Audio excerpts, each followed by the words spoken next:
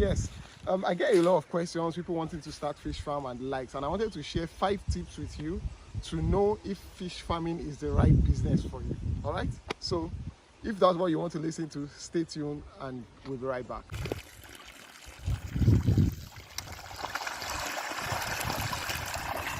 Hello, yes, I am Akinfish, and truly I talk to fish. I wanted to remind you to make sure you subscribe to my YouTube channel because I'll be sharing everything you need to know about fish farming. Thank you. Great. Welcome back. I was saying that I wanted to share with you 5 tips to know if fish farming is the right business for you, because a lot of people come into the business, they probably don't have all the right things set in place, and as you know, apart from poultry, I think fish farms are also one of the fastest closing agricultural enterprises currently in Nigeria. Almost every year a lot of farms close down, and I feel that every business is profitable. All right, I just feel that not everybody is suited for every business. So I wanted to share with you 5 steps for you to know if fish farming is something you want to do or something that would be good for you. All right, so number 1 is, I think you should have a competitive advantage. For you to go into fish, why exactly do you think of fish? There should be a competitive advantage. That should mean, and let me mention some for you. Number 1, you can have a people gathering. A people gathering is a target of potential customers. All right, so let's say I have influence over a gathering of 1,000 people. I mean, out of those 1,000 people, I already have, in quotes, a pseudo market. Do you get what I mean? That you can harness. So you want to develop a product for them. So, okay, maybe, I'm trying to develop a product, so maybe I should do fish because I have, in quotes, a ready market. Another competitive advantage can be water. You have a water source. All right, I wonder why you will think of raising a fish farm in a place where water will be a challenge. Let me tell you something. Do you know that some fish farms, they don't use pumping machine to pump water into the ponds, and those are the people you'll be competing with. So that means if you are doing, maybe you have a concrete pond farm, or you have a place where the water depth is so deep that you have to use pumping machine for hours to pump water to fill your concrete pond. You are competing with somebody who has an 18 pond like this in my background, with maybe an artisan well. Artisan well is that water just comes from the ground itself. You are spending money on fuel. He is not spending money on fuel.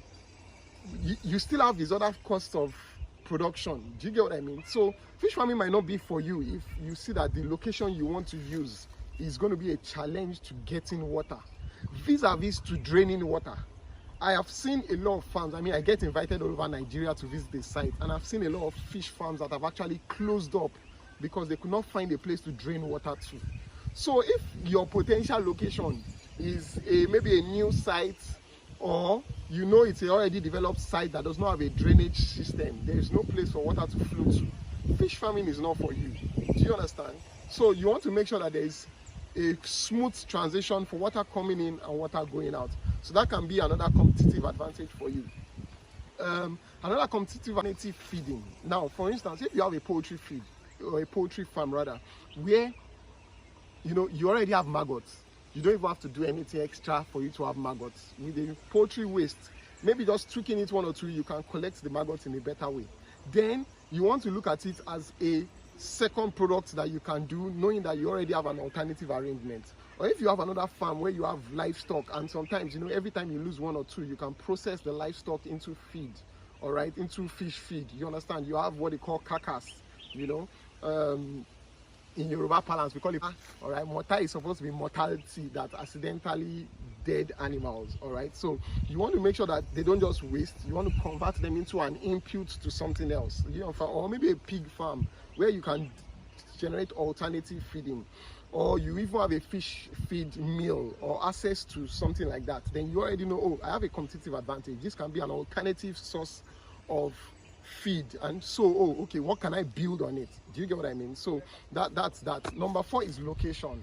If you are within maybe 5 minutes of a urban environment, then you know that you are close to maybe a club, a lounge. You're sure within 5 minutes of an urban environment.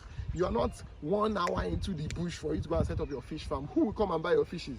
So that way, of course, people will come and buy your fishes. There's no place you are that people will not come and buy your fish, all right? But I'm just trying to say competitive advantage, all right? So if you are in that urban environment, then you know that you can sell your fishes directly to bars and clubs and the like, and that's a competitive advantage. So I'm still on my point number one, that competitive advantage is something you should use to know if fish farming is something you want to go into. Number two is time, all right? Time. Fish farming is not something you want to do in absentia, all right? It's not something you want to, oh, I started up a fish farm, I have a manager there, and I am not directly involved in the affairs of the farm. The thing is that on a farm, there's always something to fix. I know farmers will agree. There is always something to do. A farm is like a living organism. It's never 100% perfect. There's always something. The farmer, you can come and say, wow, this farm is fine and good. The owner of the farm knows that there's still one thing he still wants to do, or something he wishes he can do to optimize his production. All right, so it is better once it's engaged personally. So I don't like this thing of I told them to come and be feeding for me, and I did not go there for 1 week, 2 weeks. That's what happens. That at the end of the day, you now say you lost money because you say, oh, they didn't feed my fish or something. It was you not being there presently. So some other people have an advantage in that they have space in their houses. Thus, it's not as if they are going to the farm.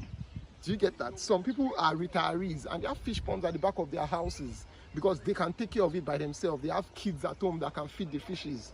They are at home so they can see when there is light, so they don't need to buy fuel to change water.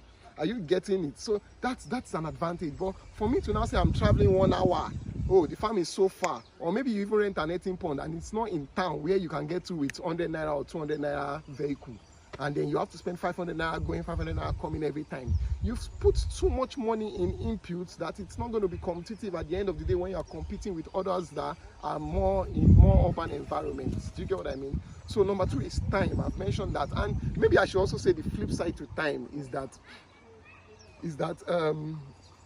fish farming is a long-term business, all right?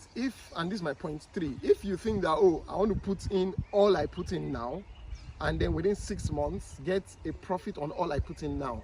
In all business, there's what's called fixed capital, all right? There's fixed expenditure.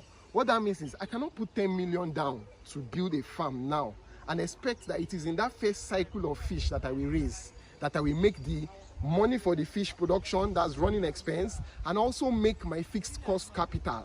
It's almost impossible, all right? That would mean almost, because you've locked down capital into fixed costs. So you know that this will be amortized over time, all right? So that means that if my running cost is say 50%, and then I make a profit of maybe 5% or 10%, so it's 58%. But I will now remove the fixed cost over time, maybe 3% per each cycle. Do you get what I mean? So it's a long-term game. So people that just want to come in, I put fish in one pond and it didn't come out well. That first one, put it in your mind that you use it to test the market. All right. I bet you that each time you sell fish the first time, the second time you know somewhere better to sell it. I ask any fish farmer. The first time you sell fish, you can sell it anyhow. By the second month after you sell the first fish, you will realize that, oh, okay, I could have sold it this way, or I could have sold it here, or if I have more fish, I can access more markets. It's always like that. That's why you see fish farmers always wanting to stock more, because they now know, oh, okay, this. But that first one fish farming cycle or second fish farming cycle, trust me, almost everybody does it. I'm an expert in fish farming. I've been a full-time fish farmer for 8 years now. And each time I go to a new location, I still prepare for location-dependent challenges. That means I've never farmed here before. I run farms currently in Owerri. I run farms in Port Harcourt. I have farms in Nasarawa. And each place is unique, all right? In fact, the type of fish I raise in each place is different. Do you get what I mean? Because I also know what the market requires, all right? So fish farming is a long-term game. So if you feel it is a money quick scheme or something like that, then maybe fish farming is not for you. But if you know that, oh, I'm ready to face agriculture, this is going to be a full-time job for me.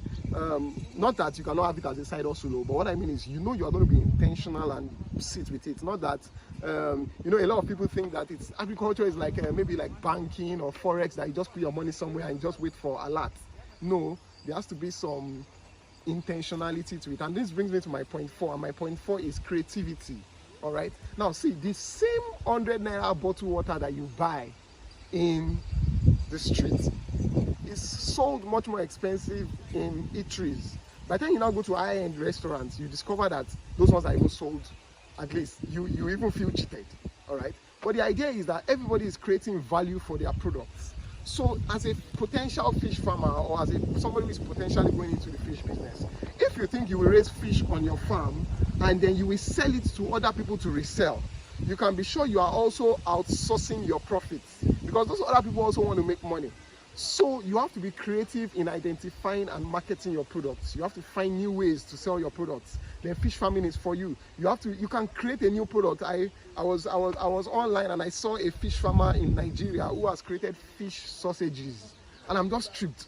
Like, the amount we sell those fish sausage, me, I will not sell it selling live fish. Do you get what I mean? So fish farming is for you if you know that, yes, I'm ready to be creative and market my products the best I can. Let me also mention that direct engagement to customers. Now, some people that have bookers, I know they have fish farms, because once they smoke their fishes, once the fishes enter like 200 grams, 300 grams, they will smoke it. One fish like this, smoke, so far is full. You two, you know now, Shebi used to eat. It's like 300 naira or 500 naira in the booker. So those people backward integrate to having a fish farm. And that brings me to my point, direct engagement with customers. That you can actually say, I have a booker where I sell my fish, or I have a store or a supermarket where I will market the fish directly, a direct engagement to customers, or I have a grill service, barbecue grill service, or I want to partner with somebody in that business. Trust me, fish farming is for you. By the time you start selling fish one, you sell fish one per piece. You don't sell it per kg. It will be like blood money. I don't know. I don't think blood money is real. I don't know what you think about it. Is blood money real? Answer in the comment section. Let me know. But it will be very good. Trust me. Fish farming is sweet when you start selling fish individually, all right, rather than in kg. So I've mentioned my points to know if fish farming is for you. If you can tick those boxes that yes, I have time, I will be focused on it, I have a competitive advantage, whatever it plays. You don't have to have all the competitive advantages. You just have to have one of the competitive advantage, all right? So you know that you can do that. Then you can be creative. I mean, you are selling a product. How will you be having a business without being able to market your product? It's for everybody. Trust me, fishmongers will make more money than you if you sell in bulk to them, all right? So that's number 3. I've talked about direct engagement to customers, that you should be able to directly engage your customers. And lastly, I've also talked about creativity to your business. Yes, if you can tick those boxes, fish farming is for you, all right? So if you want me to help out, you can ask me, Akinfish, help me start my fish farm, and then we can start a conversation from there. But once again, thank you for listening. Hope you subscribe to my YouTube channel. Yes, please do, all right? I have great content coming up for you. So bye, everyone. Thank you.